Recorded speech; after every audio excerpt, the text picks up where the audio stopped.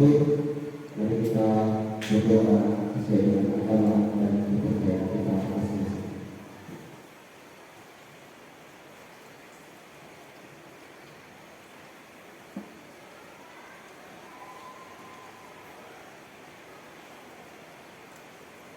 Doa selesai. Selanjutnya kata sambutan yang disampaikan oleh Ibu Kepala Sekolah kepada Ibu di sini.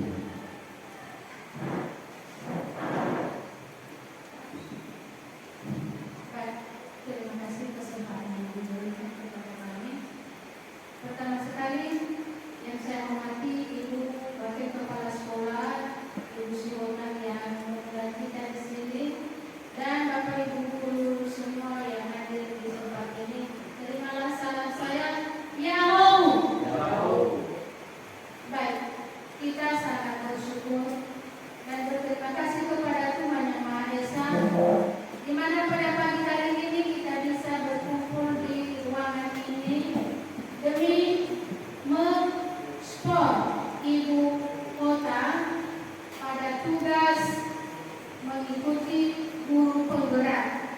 Maka dengan itu kita sangat bangga dan kita memberi apresiasi yang baik kepada Ibu Kota sekaligus dukungan dalam doa supaya kegiatan Ibu Kota ke depan, karena ada beberapa pertanyaan, ada tahapan-tahapan lagi yang harus dijalani oleh Ibu Kota.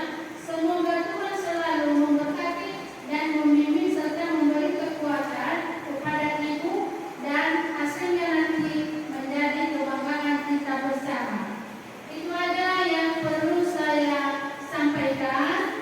Atas perhatian kita bersama, saya ucapkan terima kasih. Yahoo. Terima kasih atas sambutan dari Ibu Kepala Sekolah. Sekarang langsung saja kita pada materi dengan judul diskriminasi positif yang disampaikan oleh Ibu Siwona kepada Ibu di sini.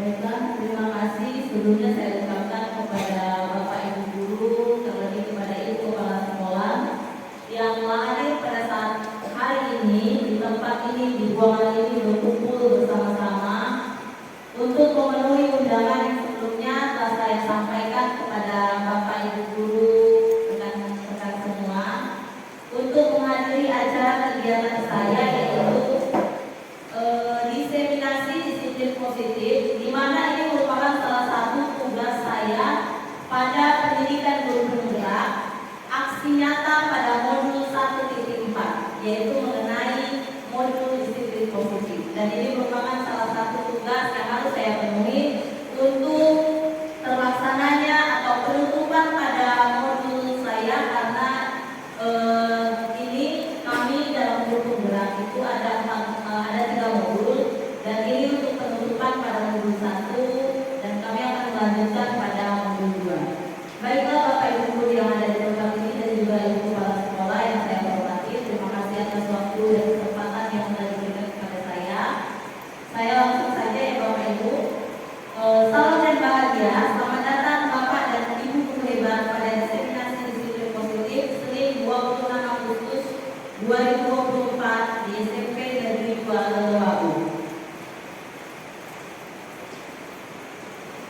Pada kesempatan hari ini, kegiatan saya yaitu penyebaran pemahaman dan penerapan pengalaman saya selama mengikuti pendidikan guru penggerak ini, yaitu pada modul budaya positif pada calon guru penggerak angkatan 11 Kabupaten Nias Selatan. Tujuan dari kegiatan ini yaitu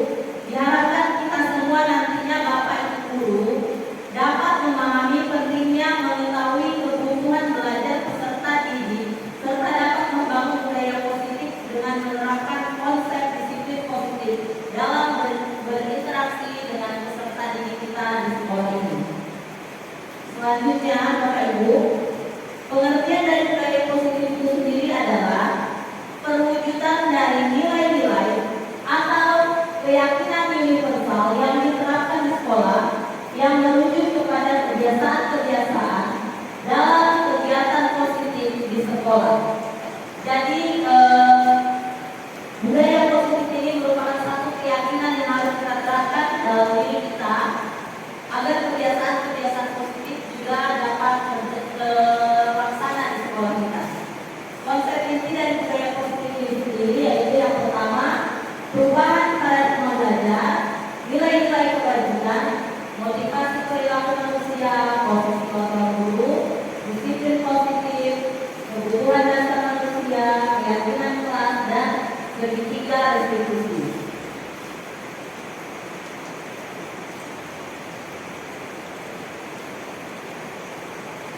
Baik Bapak Ibu, yang pertama yaitu pembelajaran dengan paradigma baru.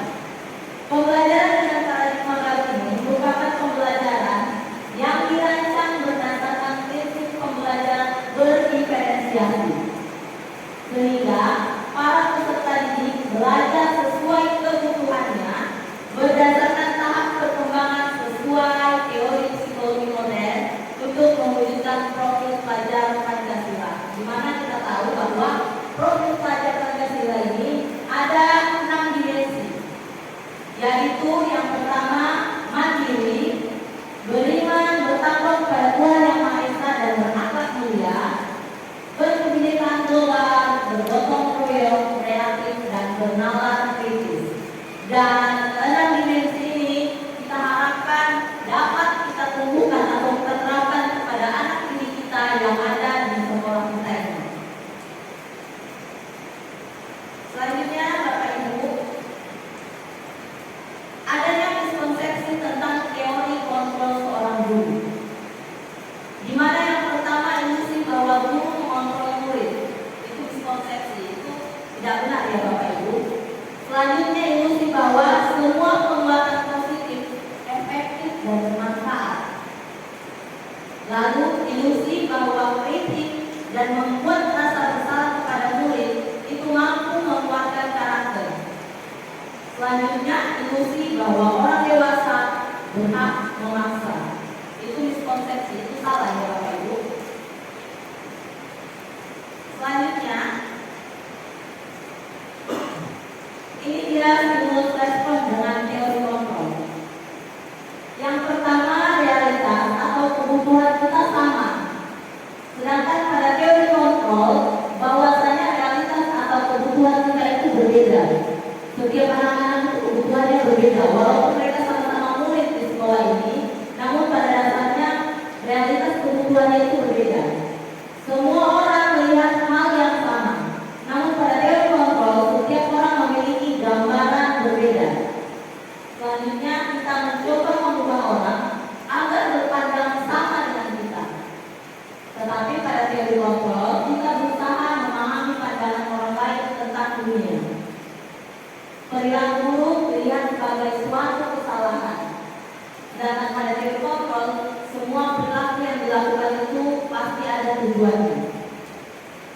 Orang lain bisa mengontrol saya, namun pada teori kontrol hanya kita sendiri yang dapat mengontrol diri kita.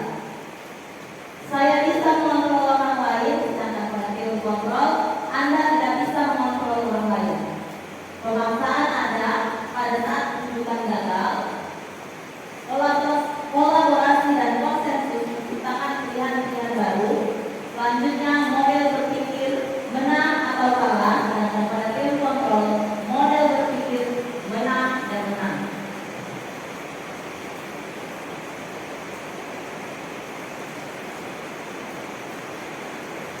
Yang berikutnya kita masuk pada teori disiplin positif, Bapak Ibu. Disiplin positif ini berasal dari kata disiplina, yang artinya belajar.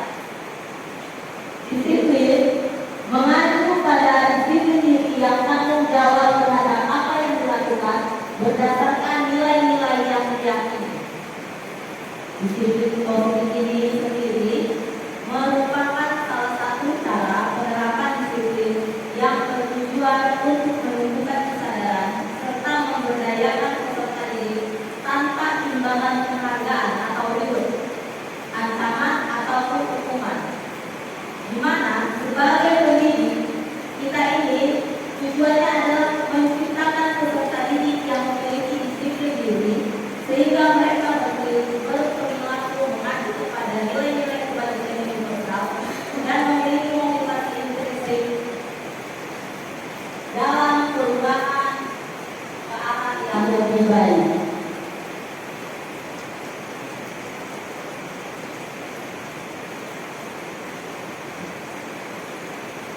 Selanjutnya kebutuhan dasar manusia. Kebutuhan dasar manusia itu adalah segala sesuatu yang kita lakukan untuk mendapatkan apa yang kita inginkan. Seluruh tindakan yang kita lakukan pasti memiliki tujuan tertentu, dan semua usaha terbaik yang kita lakukan adalah dalam rangka kebutuhan dasar kita agar dapat terpenuhi dengan baik. Apakah saja 5 kebutuhan dasar kita? Inilah Bapak Ibu, 5 kebutuhan dasar manusia. 5 dasar kebutuhan manusia, yaitu yang pertama Bapak Ibu,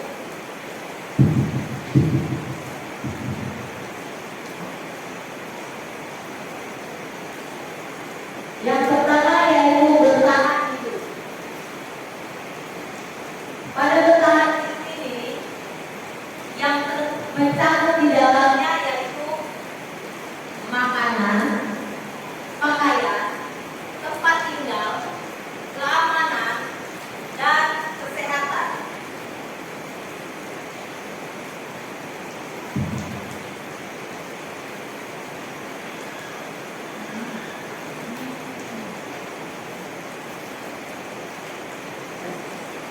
Baiklah Bapak Ibu, maaf ada kesalahan teknis di sana. Pertama yaitu bertahan hidup. Pada bertahan hidup yang kita butuhkan yaitu makanan, pakaian, tempat tinggal, keamanan, dan kesehatan. Selanjutnya kebutuhan dasar yang harus kita penuhi dalam diri kita yaitu kasih sayang dan rasa diterima. Apa saja itu poinnya? Yaitu rasa diterima, dipedulikan, berbagi, kerjasama, dan menjadi bagian dalam suatu kelompok. Selanjutnya penguasaan. Di dalamnya itu terdapat harga diri, keinginan untuk dianggap, memimpin, prestasi, dan dilakukan dengan baik. Selanjutnya kebebasan, yaitu mandiri, memiliki pilihan, mencoba hal baru, mampu mengendalikan arah dirinya, dan selanjutnya kebutuhan dasar yang harus kita penuhi yaitu kesenangan. Di mana di dalam kesenangan terdapat bermain, humor, antusias, dan tertawa. Inilah kebutuhan dasar kita dalam hidup kita yang harus dipenuhi.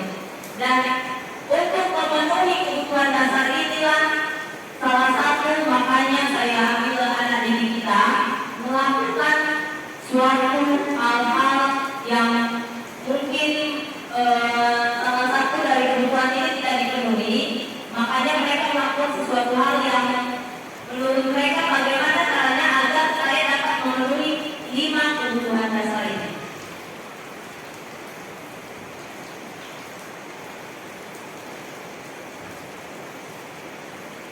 Pertanyaannya Bapak Ibu, setuju atau tidak setujukah Bapak Ibu?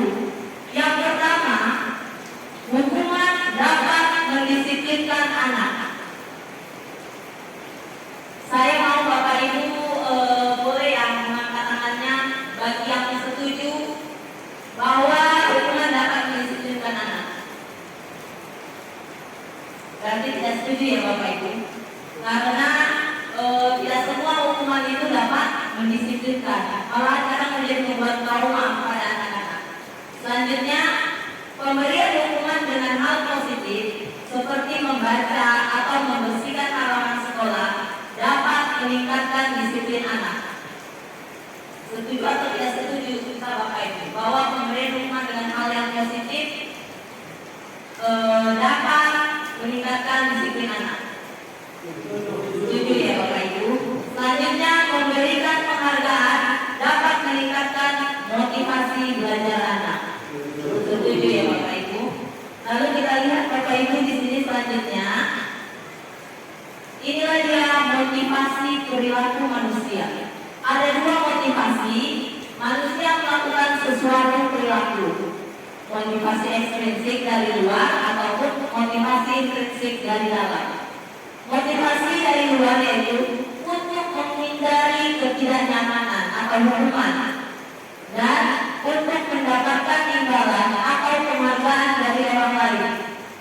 Jadi murid-murid kita di sekolah ini Bapak Ibu, kita lihat, wah anak ini bagus sekali, rapi, selalu mengerjakan tugas. Ada dua motivasinya Bapak Ibu. Apakah itu dari luar karena mereka takut nanti kalau saya tidak selesai tugas, saya kena marah, saya dihukum, makanya dia mengerjakan tugas. Atau memang dari dalam dirinya, yaitu untuk menjadi orang yang mereka inginkan dan menghargai diri sendiri dengan nilai-nilai yang mereka percaya. Atau mereka mengerjakan tugas karena ya ini memang tanggung jawab saya, jadi saya harus mengerjakan tugas ini. Jadi ada dua motivasi seseorang melakukan sesuatu, karena kesadaran diri atau karena takut ada peraturannya. Seperti kita kalau memakai helm ya Bapak Ibu, pasti ada saja orang-orang itu kalau memakai helm, kalau tidak pakai helm nanti saya ditangkap sama polisi. Atau ada orang yang memakai helm memang untuk menjaga keselamatan.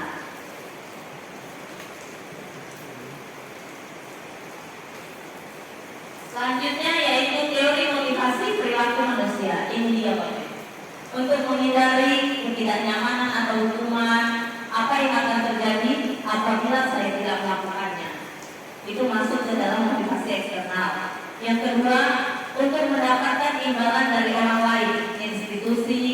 Apa yang akan saya dapatkan apabila saya melakukannya? Misalnya kalau anak ini juara, nanti biar saya dikasih hadiah sama orang tua saya harus dapat juara 1. Atau nanti di sekolah nanti dikasih buku hadiah kalau bisa dapat juara 1. Seperti itu ya Bapak Ibu.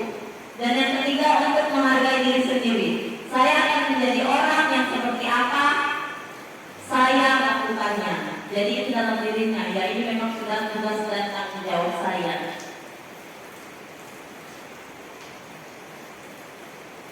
Inilah dia perbedaan ketiganya Bapak Ibu.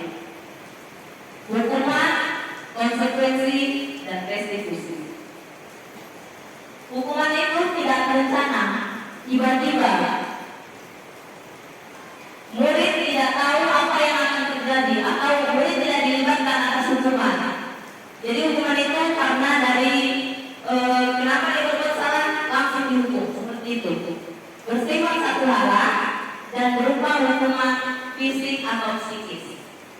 Sedangkan konsekuensi terencana atau disepakati sesuai peraturan. Murid tetap dibuat tidak nyaman dan sikap guru selalu memonitor murid. Seperti kita biasa ini selama ini kita lakukan, kalau tidak hadir di hari kemarin, konsekuensinya apa? Harus ikut baris, lalu ada hukumannya seperti itu. Misalnya membuang sampah, memiliki sampah seperti itu.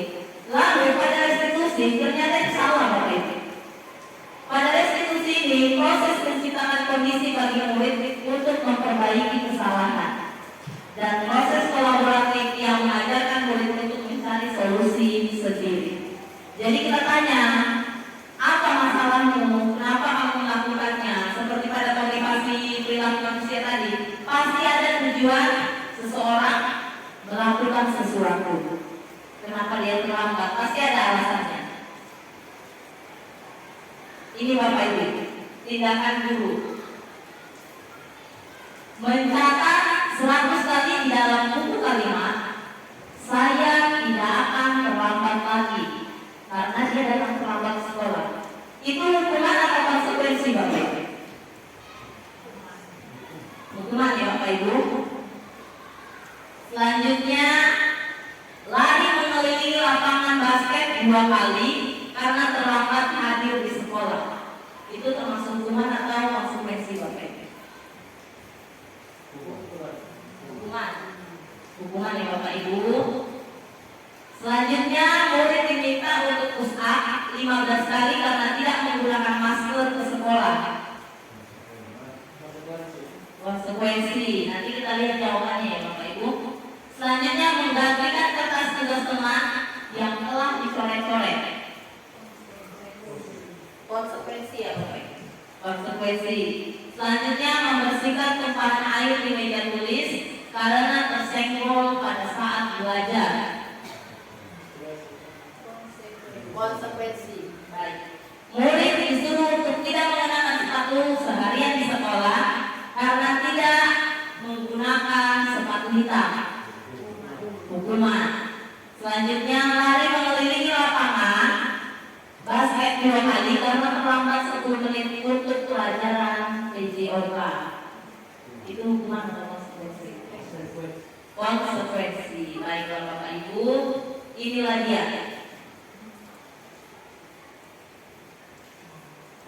Benar sekali ya Bapak Ibu.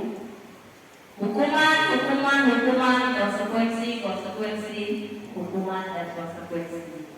Ya, berarti kita sudah mulai mengetahui yang mana itu hukuman dan bagian yang bagaimana itu yang bisa kita sebut sebagai konsekuensi.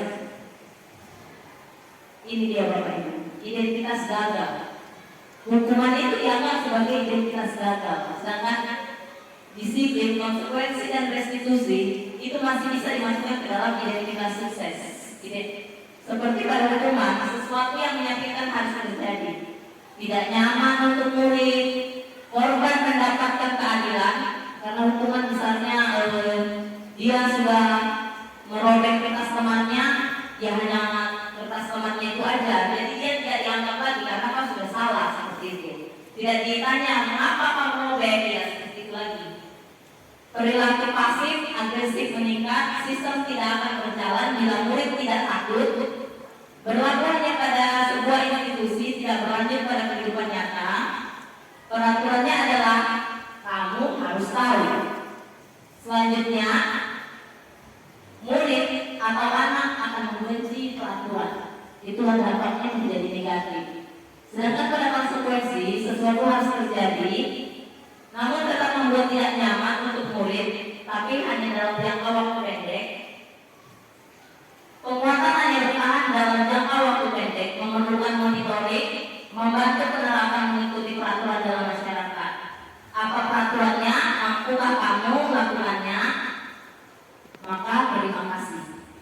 Selanjutnya, murid atau anak menghormati peraturan. Sedangkan pada restitusi merupakan pilihan. Menguatkan untuk murid atau anak dalam jangka waktu panjang, korban mendapatkan ganti, murid atau anak mendapatkan penguatan, masalah terpecahkan, murid belajar bertanggung jawab, fokus pada pemecahan masalah dalam waktu panjang, apa yang kamu yakini, apa yang kamu lakukan untuk memperbaiki kesalahan yang sudah kamu perbuat.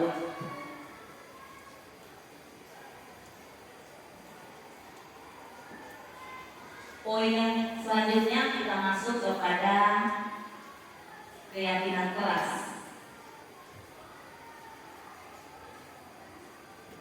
Keyakinan kelas itu apa? Biasanya kita membuat peraturan sendiri ya Bapak Ibu. Jadi di sini kita mulai diajarkan untuk membuat suatu keyakinan kelas. Keyakinan kelas itu merupakan salah satu langkah untuk mewujudkan disiplin positif pada diri kita sendiri. Disiplin positif merupakan bagian dari budaya positif, yaitu nilai-nilai, keyakinan-keyakinan, dan kebiasaan-kebiasaan yang berpihak pada murid, agar murid dapat berkembang menjadi pribadi yang kritis, penuh hormat dan tanggung jawab.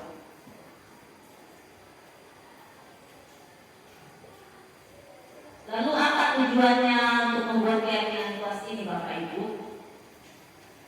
Yang pertama yaitu menciptakan pembelajaran yang berpusat pada siswa. Jadi ini kita masuk pada pembelajaran yang berdiferensiasi Bapak Ibu. Kita fokus pada kebutuhan murid. Selanjutnya yang kedua, mewujudkan murid yang merdeka dengan menciptakan kebiasaan yang positif. Yang ketiga, mewujudkan keterlibatan siswa dalam menentukan kelas yang diimpikan sehingga siswa lebih bertanggung jawab atas keputusan yang mereka buat bersama-sama. Selanjutnya, anak didik menjalankan kesepakatan kelas tanpa tekanan dan terjalin komunikasi aktif antara guru dan murid. Selanjutnya, anak didik menjalankan keyakinan kelas secara luas di sekolah dan di rumah. Jadi Bapak Ibu, keyakinan kelas ini kita buat bersama murid, bukan kita yang mengatur. Misalnya, anak-anak di kelas kita tidak ada yang boleh main HP saat belajar, tidak ada yang boleh keluar masuk. Tidak. Itu sepertinya hukuman, peraturan dari kita. Jadi kalau keyakinan kelas ini kita buat bersama. Apa yang kalian yakini anak-anak agar kelas kita ini aman dan tentram? Biarkan mereka yang memberikan masukan. Misalnya, Bu, tidak boleh Bu keluar masuk, tetapi bahasanya kita buat yang positif karena tidak boleh itu negatif. Tidak boleh keluar masuk. Positifnya apa? Berada di dalam kelas saat pembelajaran berlangsung, seperti itu. Tidak boleh ribut. Bahasa positifnya apa? Menjaga keamanan di kelas, seperti itu ya Bapak Ibu. Jadi biarkan mereka. Jadi kalau mau salah, kita ingatkan siapa yang sudah membuat keyakinan ini? Saya atau kalian? Tentu mereka akan sadar, oh iya ini dari kami. Jadi kita harus melaksanakannya, seperti itu Bapak Ibu. Itulah tujuan membuat keyakinan kelas. Pembentukan keyakinan kelas ini bersifat abstrak, berupa pernyataan universal, dibuat dalam pernyataan positif, sedikit saja agar mudah diingat, sesuai dengan kondisi kelas dan sekolah, sehingga mudah diterapkan. Dan semua warga sekolah atau warga kelas dilibatkan saat membuat keyakinan kelas. Jadi tidak hanya satu arah, tidak hanya dari gurunya saja. Saya mau kalian, kalau saya ada di kelas tidak boleh keluar masuk. Kalau saya di kelas kalian tidak boleh ribut. Itu seperti mengancam, lebih mengarah kepada hukuman ya Bapak Ibu. Jadi biarkan anak-anak itu sendiri yang menentukan apa keyakinan kelas dan peraturan yang harus mereka jalankan. Ini dia. Peraturannya selalu kembalikan buku ke tempatnya. Kalau keyakinan kelas harus memiliki tanggung jawab, karena seperti kita ini Bapak Ibu masih ada beberapa mata pelajaran yang harus meminjam buku ke perpustakaan. Jadi masih ada juga kita sering lihat anak-anak itu membuat buku perpustakaan itu hanya disimpan di laci. Nah, itu berarti mereka tidak mempunyai rasa tanggung jawab, karena mereka sudah memakainya harus meletakkannya kembali. Selanjutnya, dilarang mengganggu orang lain. Keyakinan kelasnya yaitu menghormati orang lain. Hadir di sekolah 15 menit sebelum pembelajaran dimulai. Keyakinan kelasnya yaitu menghormati orang lain. Komitmen. Selanjutnya, dilarang melakukan kekerasan. Pada keyakinan kelas disebut dengan keselamatan dan menghormati orang lain. Dilarang menggunakan narkoba. Pada keyakinan kelas kesehatan. Bergantian atau menunggu giliran, menghormati orang lain atau bersabar, gunakan masker, itu masuk kepada kesehatan atau keselamatan, jangan berlari di kelas atau koridor, itu masuk kepada keselamatan.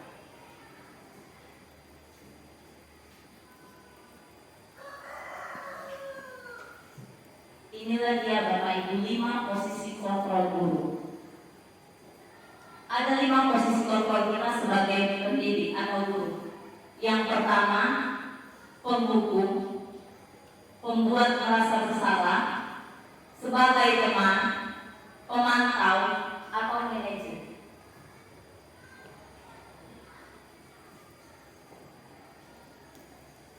Selanjutnya, inilah dia contoh penerapan 5 posisi kontrol guru. Contoh kasusnya yaitu ada siswa yang tidak memakai atribut lengkap saat upacara bendera. Sebagai penghukum, dia langsung mengatakan, kamu tidak lengkap, hormat pada bendera selama 1 jam.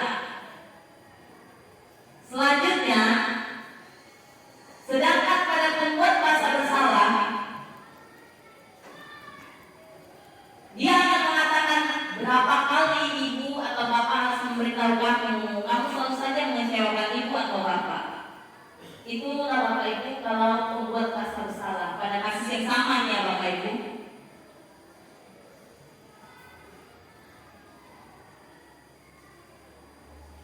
Selanjutnya, kalau pada posisi kontrol teman, gurunya berkata seperti ini. Ayo dong ikuti aturan sekolah, tolong bantu ibu bapak ya sekali ini. Ya sekali ini ya sudah tidak apa-apa, lain kali jangan berbuat seperti ini lagi ya. Itu jika kita posisi kontrol kita sebagai teman. Kalau posisi kontrol kita sebagai pemantau, kamu sudah melanggar peraturan sekolah. Kamu tahu konsekuensinya. Setelah upacara, kamu lihat ributnya ke koperasi dan jangan kamu ulangi lagi. Itu juga pada pemantau. Selanjutnya pada manajer. Apakah kamu tahu kesalahanmu? Kira-kira bagaimana kamu akan memperbaiki kesalahanmu? Jadi kita kembalikan lagi kepada si pembuat masalah Bapak Ibu. Bagaimana dia mencari solusi atas permasalahan yang telah dilakukannya. Seperti itu Bapak Ibu posisi kontrol. Berikut ada cerita Bapak Ibu. Kita akan melihat ada 5 posisi kontrol yang ditampilkan dalam video ini. Dan saya mau nanti Bapak Ibu melihat yang mana yang disebut sebagai posisi kontrol teman, pembuat merasa bersalah, manajer, pemantau, dan penghukum. Mari kita saksikan bersama Bapak Ibu.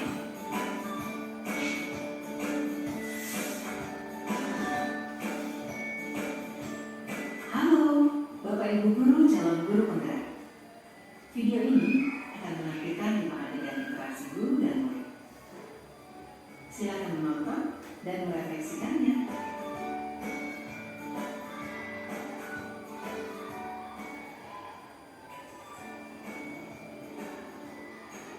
Pagi anak-anak, silakan PR yang kemarin ibu berikan diletakkan di meja. Anton, kamu sudah mengerjakan belum? Belum mengerjakan saya, Bu. Kamu selalu ya mengerjain PR. Sekarang kamu duduk di depan, lalu tulis.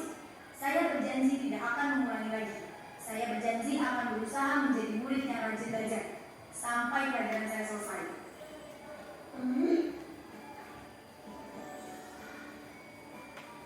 Pagi anak-anak, hari ini ada tugas. Ada yang belum mengerjakan? Anton, kamu sudah mengerjakan? Belum, Pak. Kamu tidak mengerjain tugas. Kamu mau jadi apa nanti? Kamu lihat sekolah sih. Coba bayangkan orang tuamu betapa kecewanya sama kamu. Kamu itu sudah kelas 5. Harusnya bertanggung jawab sama diri sendiri. Maaf, Bu. Saya terlambat. Ya udah, nanti jangan diulang lagi ya. Kalau kamu rajin, ibu senang lihatnya. Ya, lain kali tepat waktu ya masuknya. Tas dulu dong. Kita kan teman. Wah, ini teman tadi, Pak, saya.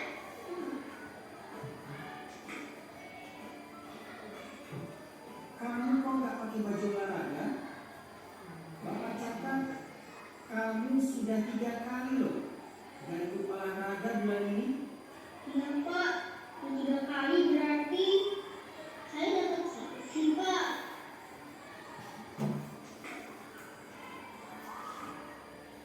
Ini, Bu. Saya mengumpulkan tugas. Maaf ya, Bu. Saya terlambat mengumpulkan tugas. Kenapa kamu terlambat mengumpulkan tugas? Iya, Bu. Saya kalau sore dengan ibu jaga warung. Besok pas bukan tugas. Kira-kira nih, apa yang bisa kamu perbaiki supaya kamu bisa mengerjakan tugas tepat waktu? Coba, kapan biasanya kamu membantu ibu jualan? Setiap hari saling malam-malam, Bu. Bagaimana kalau kamu membuat jadwal? Kapan kamu akan mengerjakan tugas? Oh gitu ya, Bu. Ya, coba deh, Bu. Terima kasih, Bu.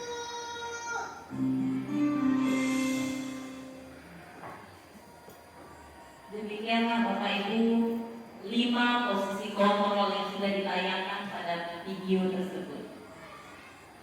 Bisa kita bayangkan, oh selama ini saya sebagai posisi kontrol yang mana? Adakah saya di posisi kontrol pendukung, pemantau, sebagai teman, manajer, atau di bagian mana saya? Oh, kadang saya sebagai pendukung, kadang saya berada di posisi teman, kadang saya berada di posisi manajer, kadang juga sebagai pembuat merasa bersalah atau pemantau. Iya, ternyata ya Bapak Ibu, dari kelima posisi kontrol ini, satu yang diharapkan dapat kita tanamkan dalam diri kita, yaitu posisi kontrol sebagai manajer. Sebenarnya posisi kontrol sebagai teman itu bagus karena tidak membuat anak tertekan atau merasa tersakiti, tetapi itu kurang bagus karena mereka jadi menganggap seperti asik saya tidak dimarahi sama guru. Nanti palingan kalau saya ulangi, saya dibilang ya sudah nggak apa-apa, saya akan dimaafkan lagi. Padahal tujuan kita sebagai guru tidak usahlah kalau kita hukum, yang penting mereka mengerti kesalahan mereka.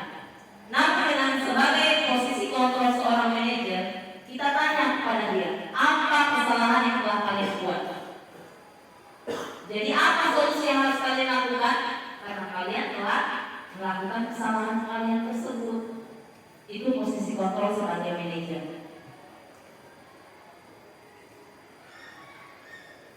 Iya, setelah menyaksikan video tersebut, berada di manakah posisi kontrol kita sebagai seorang guru? Ada Bapak Ibu yang ingin memberikan tanggapan, atau saya pernah berada di posisi kontrol seperti ini karena ada satu kasus seperti ini, atau ada Bapak Ibu guru? Iya, baik, terima kasih.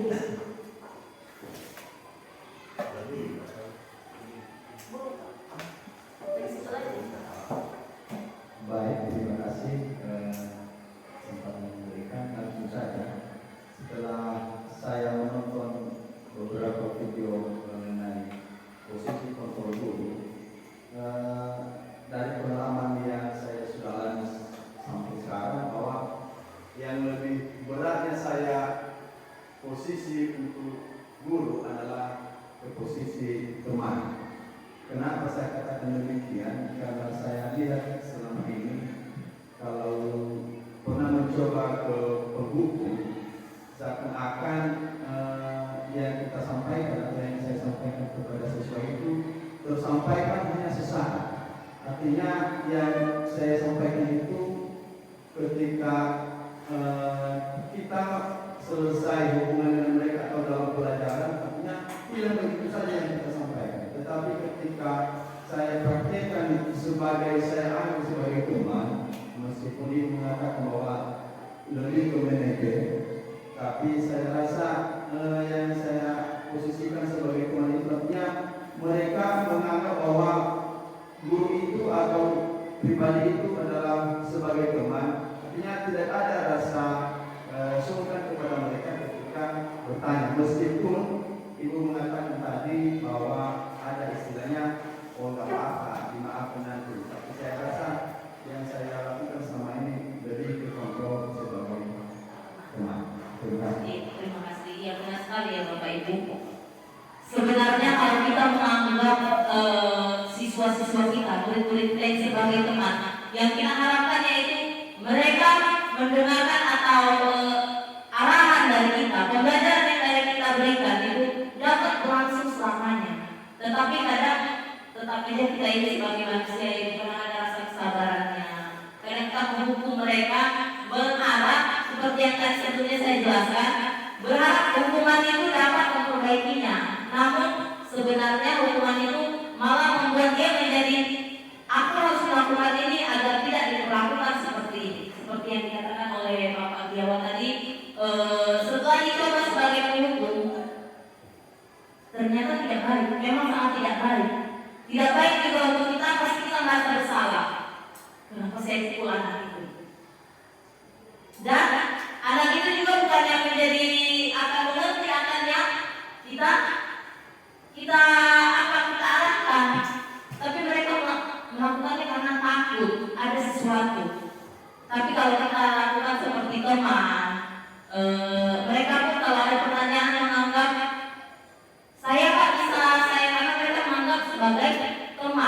Bagaimana kita kepada teman kita ya seperti itu. Cuman memang ada ya baiknya ada tidaknya. Tergantung kita, makanya saya tanya ada 5 posisi kontrol kita sebagai guru. Dan masing-masing kita pasti pernah merasakan saya pernah di posisi seperti ini. Saya pernah di posisi seperti ini. Ya terima kasih kepada Bapak Kiawa yang telah menyampaikan pengalamannya. Selanjutnya Bapak Ibu, selain dari 5 posisi kontrol, ada segitiga restitusi. Segitiga restitusi ini yang diharapkan dapat kita laksanakan ketika ada murid kita yang bermasalah. Apa itu segitiga restitusi? Suatu proses dialog yang dijalankan oleh guru agar dapat menghasilkan murid yang mandiri dan bertanggung jawab. Ada 3 bagian pada segitiga restitusi ini Bapak Ibu. Yang pertama kita lakukan yaitu menstabilkan identitas. Kita stabilkan identitas mereka. Tidak apa-apa, saya juga pernah berbuat seperti itu. Sebagai manusia, semua orang pasti pernah melakukan kesalahan. Tidak ada manusia yang sempurna. Seperti itu contoh kalau kita menstabilkan identitas. Selanjutnya, validasi tindakan yang salah. Kamu tahu kan itu salah? Kenapa kamu melakukannya? Apa alasan kamu melakukannya? Dan yang ketiga yaitu menanyakan keyakinan. Kita tanya, kamu tahu kan kita punya keyakinan sekolah atau keyakinan kelas? Apa yang kamu lakukan agar kejadian ini tidak terjadi lagi? Jadi kita tanya kepada mereka, apa solusi dari permasalahan yang telah mereka lakukan?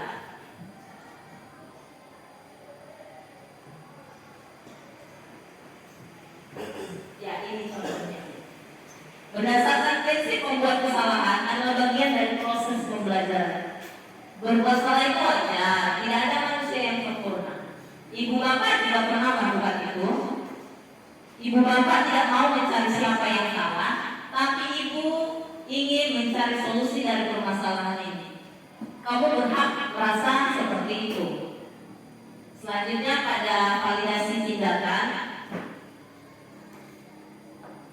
Berdasarkan prinsip setiap perilaku berupaya memenuhi suatu kebutuhan tertentu. Kamu pasti punya alasan mengapa melakukan hal itu. Padahal kamu bisa melakukan yang lebih buruk dari ini ya. Kamu patut bangga karena telah melindungi sesuatu yang penting buatmu. Selanjutnya kamu melakukannya karena mempertahankan sesuatu yang penting bagimu. Jadi kita memvalidasi tindakan mereka. Kamu pasti punya alasan. Kita validasi kenapa mereka melakukan kesalahan tersebut. Selanjutnya menanyakan keyakinan. Berdasarkan prinsip teori kontrol bahwa pada dasarnya kita termotivasi secara intrinsik. Ada motivasi dari dalam diri kita, yaitu apa keyakinan kelas kita, nilai-nilai apa yang telah disepakati bersama, seperti apa gambaran sebuah kelas yang ideal menurut kamu. Kamu ingin menjadi orang yang seperti apa?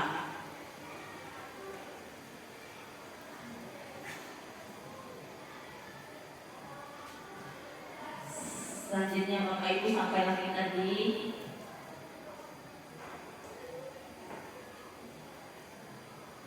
Selanjutnya masuk kita ke penutup. Dalam penerapan program disiplin positif ini Bapak Ibu, hendaknya kita sebagai guru memiliki standar kepribadian, profesional dan sosial yang baik, di mana guru mampu merefleksi dirinya dalam posisi kontrol saat ini. Bagaimana perjalanan dirinya sebagai among atau manajer yang menuntut murid-muridnya menjadi insan yang mandiri, merdeka dan bertanggung jawab. Terdapat pada standar nasional pendidikan. Selanjutnya terima kasih Bapak Ibu telah mengikuti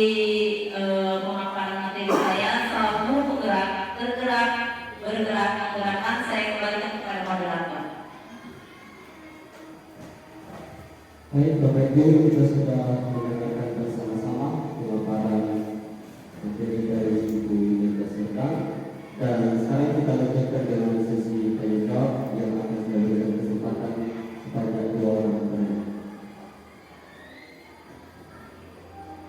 Oke, silakan yang pertama dulu untuk Ibu Margaret Yazid. Ya, baik, terima kasih atas kesempatan yang sudah diberikan kepada saya, dan terima kasih juga kepada Ibu Suwotang atas pemaparan materi tentang budaya positif yang baru saja telah disampaikan. Dan pemaparan Ibu pada hari ini sangat luar biasa, dan saya secara pribadi sangat termotivasi. Ya, berharap nanti dengan penjelasan Ibu kami bisa belajar lebih lagi dari apa yang telah disampaikan oleh Ibu. Nah, di sini Bu, yang menjadi pertanyaan saya tadi Ibu sempat dari pemaparan Ibu sempat menyinggung tentang pemantau. Jadi ada juga restitusi. Jadi yang saya tanyakan, bisa Ibu kembali menjelaskan tentang perbedaan antara pemantau dengan restitusi. Itu saja. Terima kasih. Baik, terima kasih atas kesempatan yang diberikan. Langsung saja ke pertanyaannya. Di sini Ibu telah menjelaskan mengenai restitusi. Yang menjadi pertanyaannya, apakah restitusi ini berlaku hanya kepada guru BK saja atau wali kelas? Terima kasih. Baiklah, terima kasih kepada Ibu Jega dan Bapak Diawa atas pertanyaannya. Tadi yang pertama ya Pak ya, apa perbedaannya ya Bu dengan pemantau dengan restitusi? Iya, tadi sebelumnya sudah saya jelaskan kalau pemantau itu ya Bu, dia sudah ada aturannya yang jelas, sudah ada aturannya. Jadi seorang guru ini melihat, contohnya seperti tadi tidak menggunakan atribut saat upacara. Kamu tidak menggunakan atribut ya, jadi kamu harus beli. Saya tidak mau tahu besok kamu sudah menggunakan pakaian yang lengkap dengan atribut. Itu contoh pemantau. Jadi dia langsung memberikan hukuman tanpa menanyakan kenapa, apa alasan kamu. Tidak ada lagi seperti itu, karena peraturannya siswa harus menggunakan atribut yang lengkap. Pakaian siswa harus lengkap dengan atribut, ada nama, ada simbol seperti itu. Sedangkan pada sesi 3 restitusi, kita sebagai guru kita tanya dulu, kenapa kamu tidak memakai atributnya? Kamu tahu kan kesalahan kamu? Kita tanya, tentu yang tidak memakai atribut pasti kita suruh sini dulu. Kamu tahu kenapa saya bedakan dengan teman-teman yang lain? Secara tidak langsung kita tanya sama dia, pasti dia merasa, oh iya Bu, saya tidak memakai atribut. Jadi kalau kamu memakai atribut, bagaimana? Kamu tahu kan apa peraturan sekolah ini? Iya Bu, setiap anak harus menggunakan pakaian yang lengkap dengan atributnya. Lalu apa yang harus kamu lakukan? Kita kembalikan kepada dia, bagaimana dia mengatasi solusi atas permasalahannya. Jadi apa yang harus kamu lakukan? Iya Bu, besok saya akan sudah menggunakan atribut yang lengkap. Seperti itu. Jadi biarkan mereka yang menemukan solusinya, karena tidak mungkin akan mereka, ya gimana Bu, ya begini aja lah. Tidak mungkin, karena kita sudah memberitahu mereka, tahu kan apa peraturannya.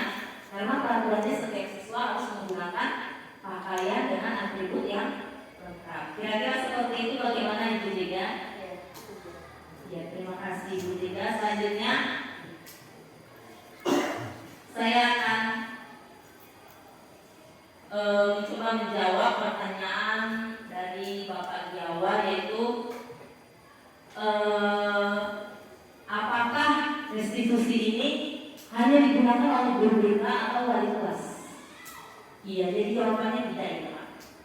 Restitusi ini bisa kita lakukan dalam keadaan apa? Misalnya kita ada di dalam kelas, Ada tugas yang belum kita selesaikan, ada tugas yang belum diselesaikan siswa yang sudah kita suruh lakukan.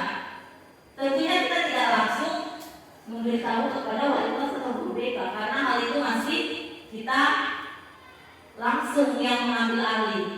Kenapa kamu tidak melakukannya? Jadi tergantung situasi dan kondisinya, Bapak Ibu. Restitusi ini ketika hal itu kita hadapi dalam masa pembelajaran kita bisa langsung melaksanakan kegiatan segitiga restitusi ini. Namun jika halnya sudah lebih berat, misalnya berkelahi sampai melukai, mencederai, pasti kita langsung memberikan kepada guru BK atau langsung kepada kepala sekolah. Itu yang menanganinya. Jadi bukan berarti kalau segitiga restitusi ini hanya karena kita tahu juga kalau ada masalah siswa ke guru BK atau lapor ke wali kelas, tidak ya Bapak Ibu. Jadi kita sebagai guru bidang studi pun bisa melakukan kegiatan ini, tergantung bagaimana situasi yang kita hadapi pada saat ada siswa yang melakukan kesalahannya. Iya, seperti itu Bapak Ibu. Saya rasa cukup ya Bapak Ibu. Tadi ada 2 ya Pak ya, pertanyaannya sudah ya Pak. Saya rasa sudah ya Bapak Ibu. Ada lagi yang mau bertanya? Oh ya Pak, saya baik. Terima kasih Bapak Ibu atas perhatiannya. Selanjutnya saya kembalikan kepada moderator. Baik Bapak Ibu, kita sudah melakukan bersama dari awal hingga tahap akhir. Dan sebelum kita buka di tempat ini, maka untuk menyelesaikan kegiatan atau mengakhiri kegiatan ini, mari kita akhiri dengan doa.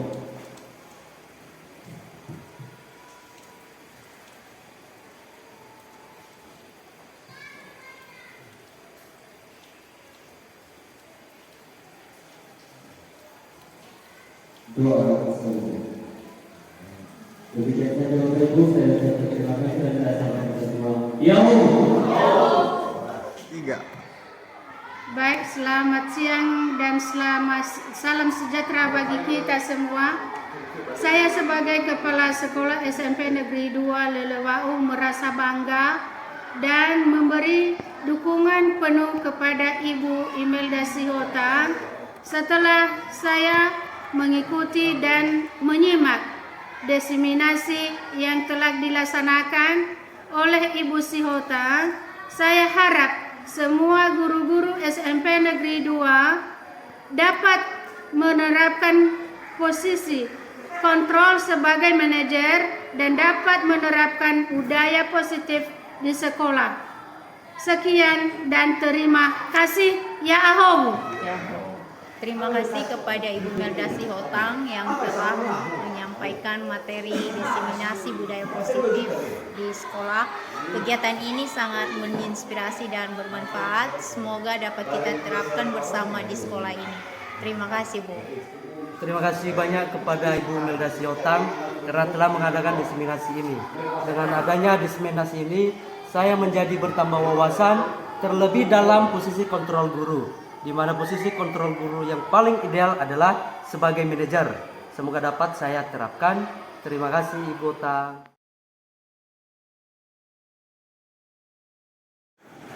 Selamat siang anak-anak.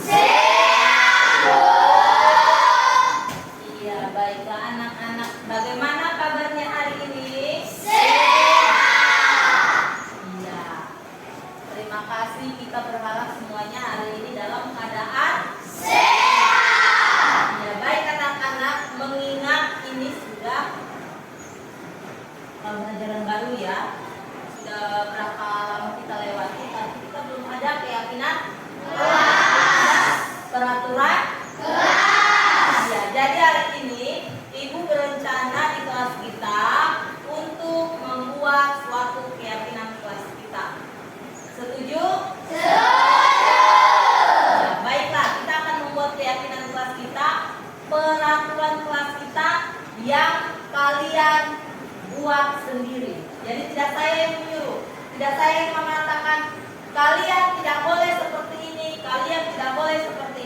kalian tuangkan apa yang harus, yang boleh dan yang tidak boleh dilakukan di baik ya. Di sini Ibu sudah menyediakan kertas. Jadi kalian boleh menulis apa peraturan dari dalam diri kalian yang menurut kalian boleh dilakukan di kelas ini ataupun yang tidak boleh dilakukan di kelas ini. Ya, dibagi ya. Tulisnya di sini ya, biar ini nanti. Oke. Oke.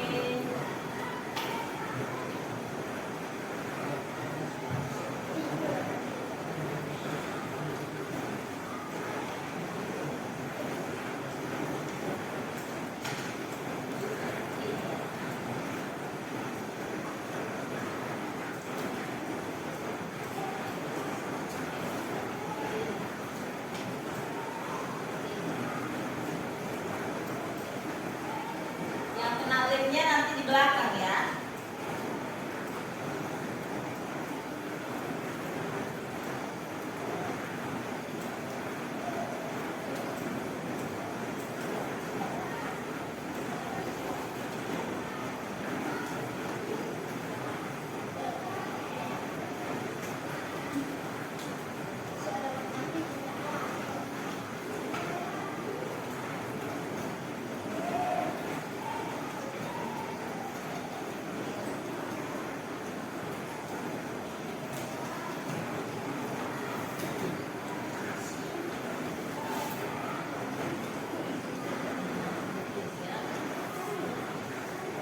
Ayo langsung ditulis ya.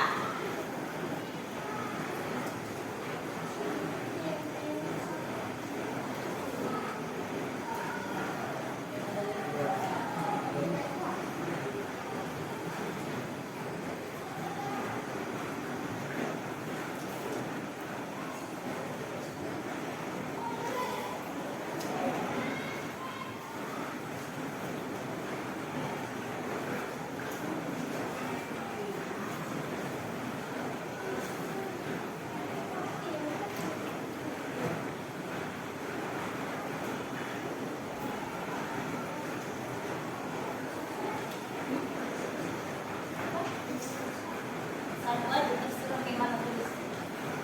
Kecil pun boleh. Oke, selanjutnya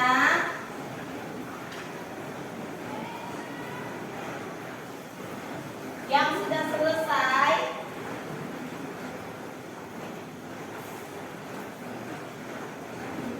boleh ditempelkan di sini ya. Ini ya, inilah keyakinan kelas kita.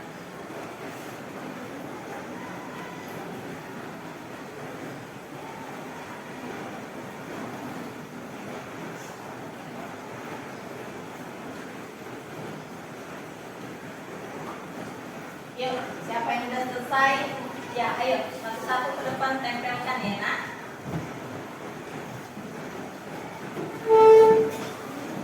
Ayo, mulai dari sini.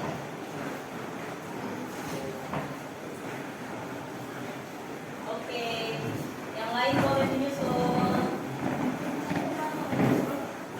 Ayo, tempelkan.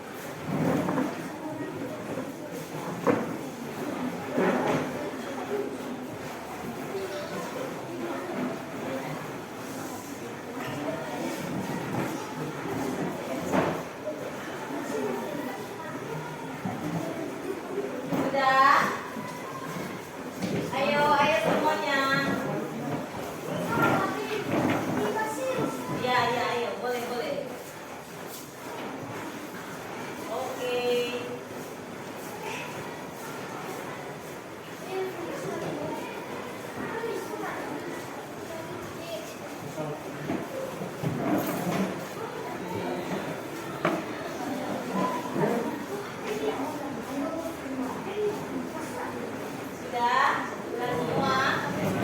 Siapa? Sudah?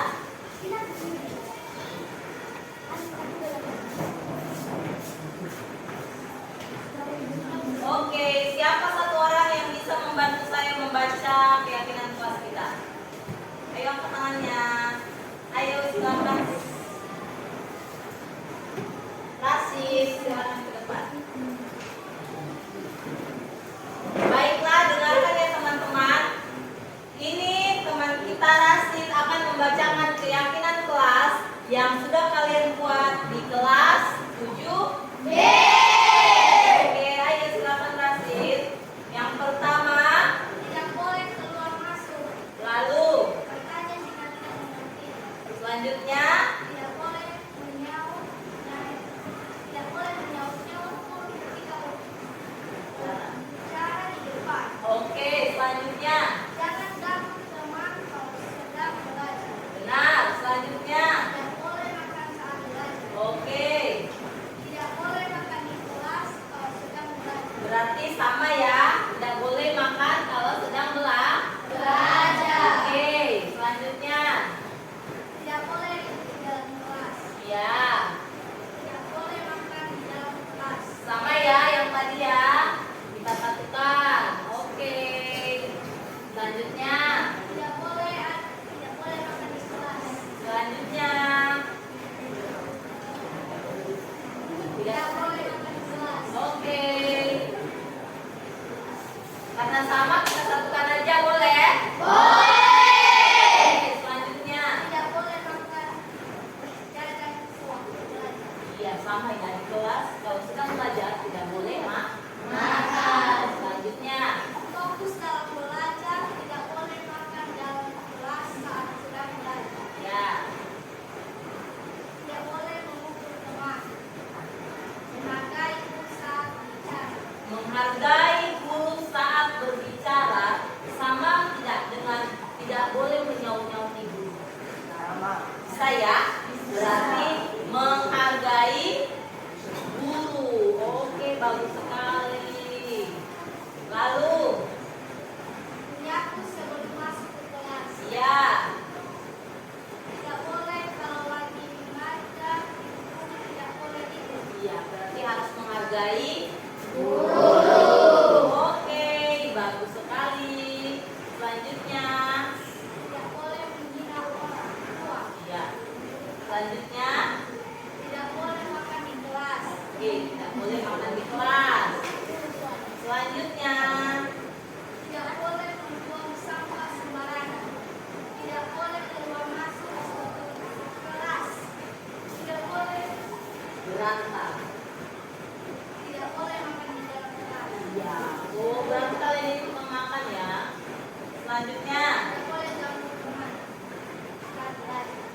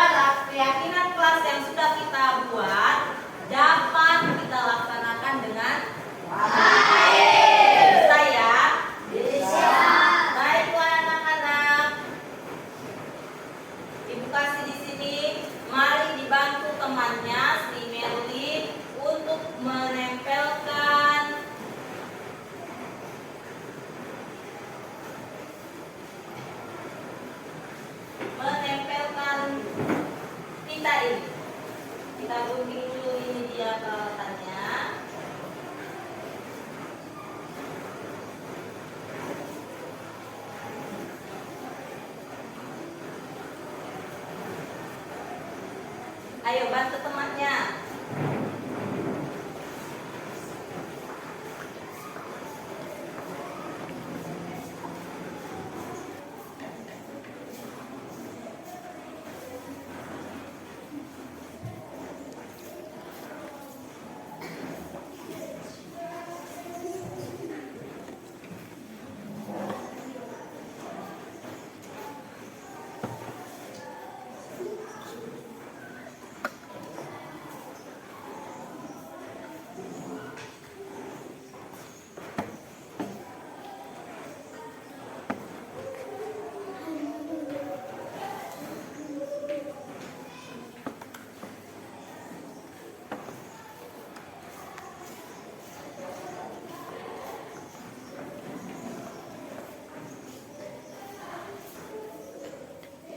Sudah?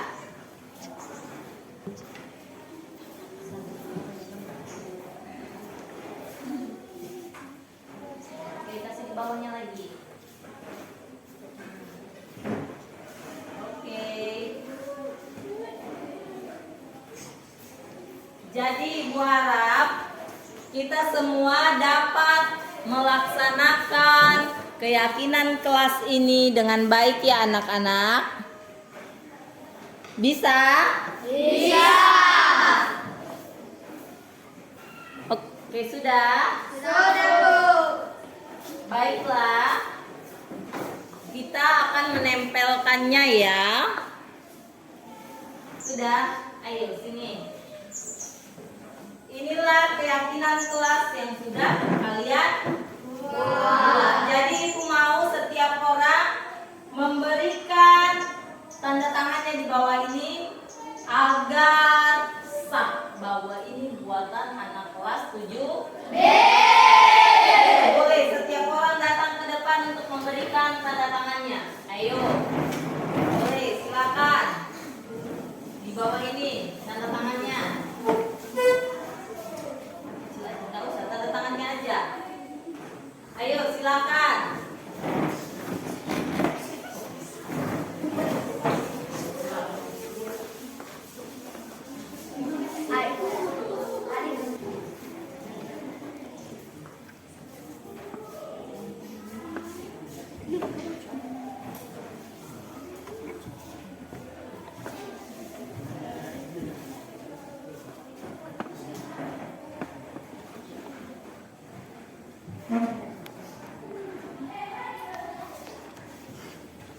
Oke, bisa langsung di sini, mesti satu arah, terserah di mana aja ya. Sudah semua? Ayo, ayo.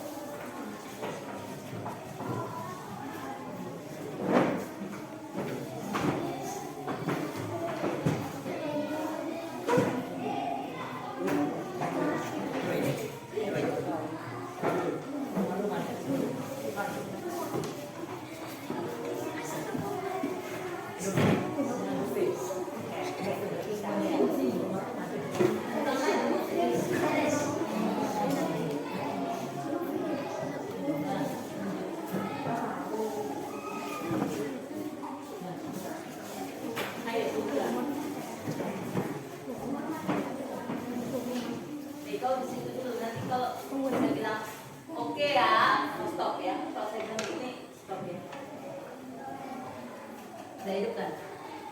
Baiklah, inilah dia hasil dari keyakinan kelas yang sudah kita buat.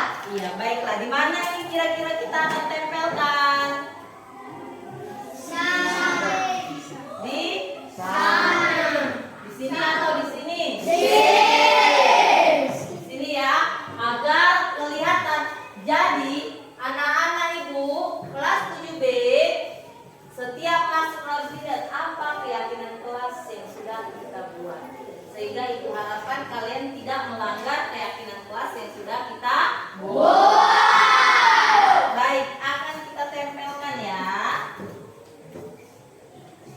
Di mana? Ayo, tolong bantu saya. Ayo, Pemas. Ya, sini ya. Di sini benar?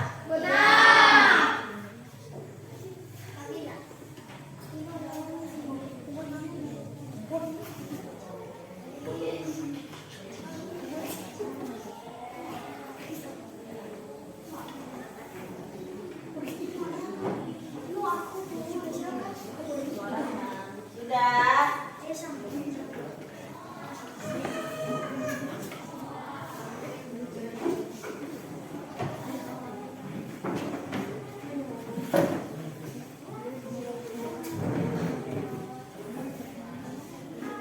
Sudah? Iya, baiklah. Saya harap kita bisa mengikuti keyakinan kelas. Adik ya, kita. Tunjuk.